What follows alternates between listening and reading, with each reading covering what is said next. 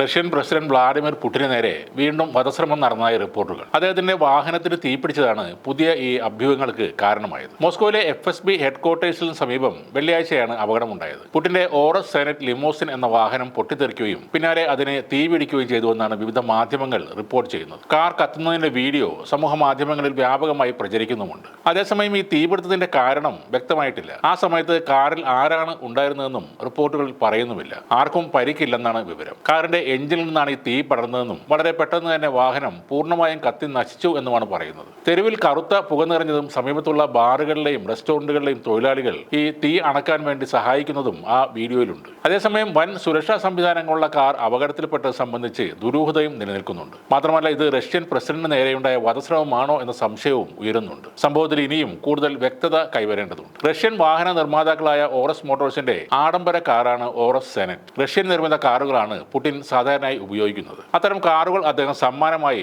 പലർക്കും നൽകിയതായും പറയുന്നുണ്ട്. ഉത്തര കൊറിയയുടെ തലവൻ കിം ജോങ് ഉന്നിനും മറ്റ് ഏതാനും പേർക്കുമാണ് അത്തരം വാഹനം പുടിൻ സമ്മാനമായി നൽകിയത്. ശക്തമായ സുരക്ഷാ സംവിധാനങ്ങളുള്ള വാഹനമാണ് തീപിടിച്ച ഈ ലിമോസിൻ. ഏതാണ്ട് 2.5 കോടി രൂപയോളമാണ് ഈ കാറിന്റെ വില. വലിയ തരത്തിൽ സുരക്ഷാ സംവിധാനങ്ങളുള്ള കാർ അപകടത്തിൽപ്പെട്ടത് എങ്ങനെയെന്നും ദുരൂഹമാണ്. അതുകൊണ്ട് തന്നെ ഇത് മനുഷ്യനിർമ്മിതമായ ഒരു അപകടം ആണെന്നാണ് വിലയിരുത്തൽ. അതൊരു വധശ്രമം കൂടി ആയിരുന്നു എന്നാണ് ഇനി വ്യക്തത വരാനുള്ളത്. നേരത്തെ 2022 സെപ്റ്റംബറിലും റഷ്യൻ പ്രസിഡന്റ് വ്ളാഡിമിർ പുടിൻ വധശ്രമത്തിൽ നിന്നും രക്ഷപ്പെട്ടതായി റിപ്പോർട്ടുകൾ ഉണ്ടായിരുന്നു. ജനറൽ ജേവിയ ടെലിഗ്രാം ചാനലിലാണ് ആ വിവരം വന്നത്. എന്നാൽ എപ്പോഴാണ് അദ്ദേഹത്തിന് നേരെ വധശ്രമം നടന്നതെന്ന് അറിയില്ലെന്നും ഔട്ട്ലെറ്റ് കൂട്ടിച്ചേർത്തിരുന്നു. പുടിൻ തന്റെ ഓഫീസിൽ നിന്ന് ഔദ്യോഗിക വസതിയിലേക്ക് പോകുന്ന വഴി അദ്ദേഹം സഞ്ചരിച്ചിരുന്ന വാഹനത്തിന്റെ മുൻഭാഗത്ത് എന്തോ വന്ന് ഇടിച്ചുവെന്നും തുടർന്ന് പുടിന്റെ വാഹനത്തിൽ നിന്ന് പുക ഉയർന്നെന്നും പറയപ്പെടുന്നു. അപകട മുന്നറിയിപ്പിനെ തുടർന്ന് പുടിനെ സുരക്ഷിത സ്ഥാനത്തേക്ക് മാറ്റിയെന്നാണ് അന്ന് റിപ്പോർട്ടുകൾ ഉണ്ടായിരുന്നത്. 2022 ഫെബ്രുവരിയിൽ റഷ്യ ഉക്രൈൻ ആക്രമിച്ചത് മുതൽ പുടിന്റെ ജീവന് ഭീഷണിയുള്ളതായി അഭ്യൂഹങ്ങൾ പരക്കുന്നുണ്ടായിരുന്നു. താൻ കുറഞ്ഞത് 5 വധശ്രമങ്ങളെങ്കിലും അതിജീവിച്ചതായി